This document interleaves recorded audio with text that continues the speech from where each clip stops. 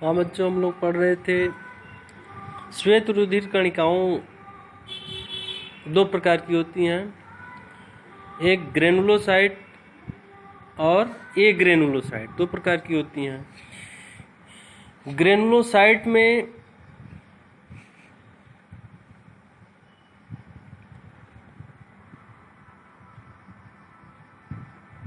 इनका केंद्रक भी बहुआकारिक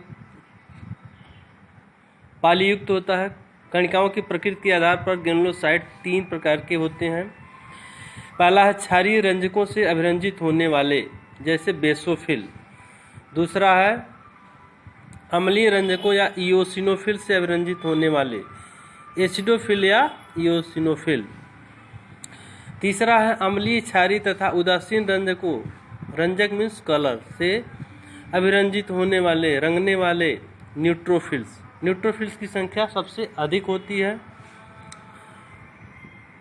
इसके बाद इओसिनोफिल्स और बेसोफिल्स की संख्या सबसे कम होती है।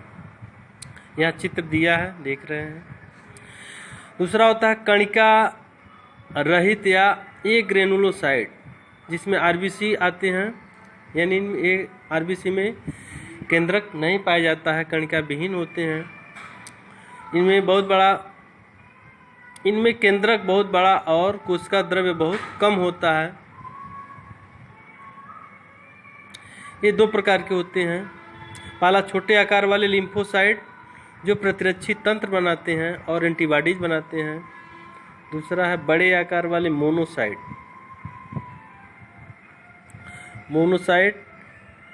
ये भक्षकाण क्रिया द्वारा शरीर को सुरक्षा प्रदान करते हैं, यानी बी लिम्फोसाइट और टी लिम्फोसाइट बनाते हैं। तीसरा है रुधिर प्लेटलेट्स। ये रुधिर स्कंदन, ब्लड क्लॉटिंग में सहायक होते हैं। ये केवल स्तनियों के रुधिर में होते हैं। मनुष्य में इनकी संख्या 2 से 5 लाख प्रति क्यूबिक मिलीमीटर रुधिर होती है। ये संरचना में सूक्ष्म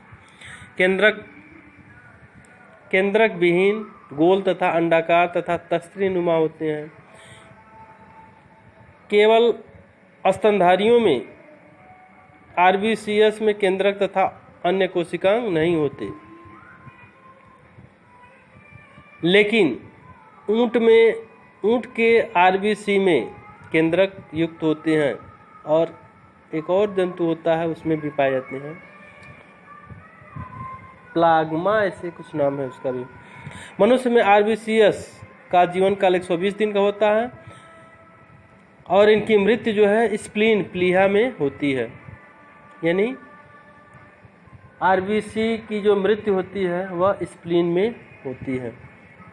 केवल स्तनधारियों में ही प्लेटलेट्स होते हैं। अन्य कशेरुकी जंतुओं में उनके स्थान पर स्पिंडल कोशिकाएं पाई जाती हैं, प्लेटलेट्स की संख्या नहीं होती। इसके बाद हम लोग पढ़ेंगे बच्चों रुधिर वर्ग, ब्लड ग्रुप। ब्लड ग्रुप रुधिर को 4 वर्ग ABO 4 वर्गों में बांटा गया है। इसकी खोज कार्ल लैंड स्टीनर नामक वैज्ञानिक ने किया, 1940 में किया था। उसके शिष्य डी कास्टलो ने भी ब्लड ग्रुप AB के बारे में, जो यूनिवर्सल ग्राही होता है, उसके बारे में अध्ययन किया था। हाँ, तो देखो रुधिर वर्ग, सभी मनुष्यों का रुधिर एक समान नहीं होता। रुधिर आदान की सफलता के लिए आवश्यक है कि प्रत्येक देने वाले अर्थात डोनर का रुधिर लेने वाले रोगों के समान हो। अन्य रोगी के रुधिर में पहुंचते हैं ही दाता के रुधिर के लाल रुधिराणु परस्पर समूहों में चिपकने लगते हैं। इसे रुधिराणु का अविशेषण, एग्लूटिनेशन कहते हैं। इसी से रोगी की मृत्यु भी हो जाती है। यानी ब्लड ग्रुप अगर मैच नहीं करता है तो रोगी जो पेशेंट होता है उसकी मृत्यु हो जाती है। लैंडस्टीनर ने बताया कि मानव में लाल रुधिराणु की कोशिका कला में और रुधिर प्लाज्मा में रुधिराणुओं में अभिश्लेषण से संबंधित प्रोटीन पदार्थ होते हैं।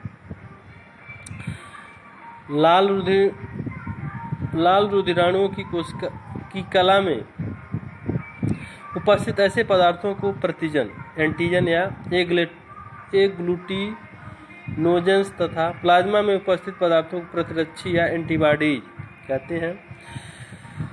प्रतिजन दो प्रकार के होते हैं, ए और बी।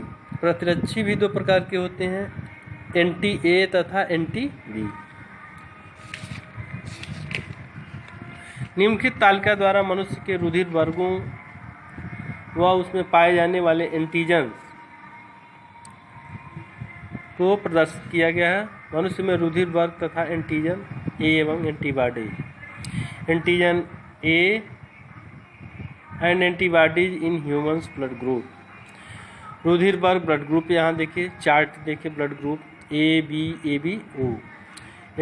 ए का एंटीजन ए होता है, बी का एंटीजन बी होता है, ए बी का एंटीजन ए और बी होता है, ओ का एंटीजन कोई नहीं होता। एंटीबॉडीज में एक ब्लड ग्रुप ए का एंटीबॉडीज बिल्कुल अपोजिट बी होता है। ब्लड ग्रुप बी का एंटीबॉडी ए होता है। ए बी का कोई एंटीबॉडी नहीं होता और ब्लड ग्रुप ओ का दोनों एंटीबॉडीज होती हैं ए और बी। यहाँ भारतीयों में इनकी संख्या blood group A 23.5, blood group B 34.5, blood group A B 7.5 और ब्लड ग्रुप ओ 34.5 होती है। यानी ब्लड ग्रुप ए बी सबसे कम होती है। देखिए, सभी व्यक्तियों का रक्त एक समान नहीं होता। भिन्न भिन्न व्यक्तियों के रक्त की लाल कणिकाएं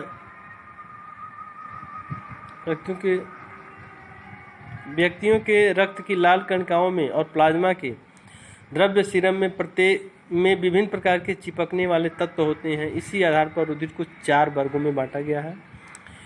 ए बी वर्ग का रुधिर साधारणतः सभी वर्गों का रुधिर स्वीकार कर लेता है, अतः इसको सर्वग्राही यूनिवर्सल रेसिपिएंट कहते हैं। ब्लड ग्रुप ओ रक्त सभी को दिया जा सकता है क्योंकि ओ वर्ग के रुधिर में कोई प्रतिजन नहीं होता, इसलिए इसको यूनिवर्सल डोनर कहा जाता है। फिर भी चिकित्सक रक्त संभरण से पूर्व रक्त का परीक्षण कर लेते हैं। आजकल रक्त को एक अन्य प्रकार से भी वर्गीकृत किया है, उसमें एक विशेष रीसस प्रोटीन की उपस्थिति तथा अनुपस्थिति के आधार पर RH पॉजिटिव तथा RH निगेटिव कहते हैं। यह रीसस नामक बंदर में सबसे पहले खोजा गया था, इसलिए इसको RH फैक्टर के नाम से भी जाना जाता है। रुधिर के कार्य, रुधिर का कार्य क्या है? पहला, ऑक्सीजन का परिवहन। रुधिर क्या करता है? ऑक्सीजन को सभी कोशिकाओं में पहुंचाता है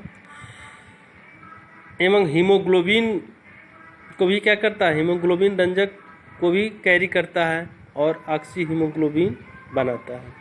दूसरा, शरीर के ताप का नियंत्रण। शरीर के विभिन्न भागों में समान ताप बनाए रखने का काम भी रुधिर ही करता है। तीसरा है रुधिर थक्का बनाना।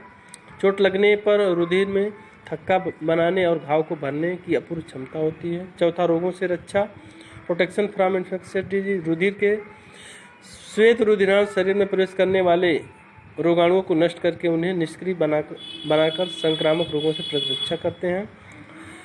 पांचवा, विभिन्न पदार्थों का परिवहन and transport of various substance. रुधिर पोषक पदार्थों, उत्सर्जी पदार्थों तथा अन्य पदार्थों जैसे हार्मोन्स, एंटीबॉडीज आदि पदार्थों का परिवहन करता है।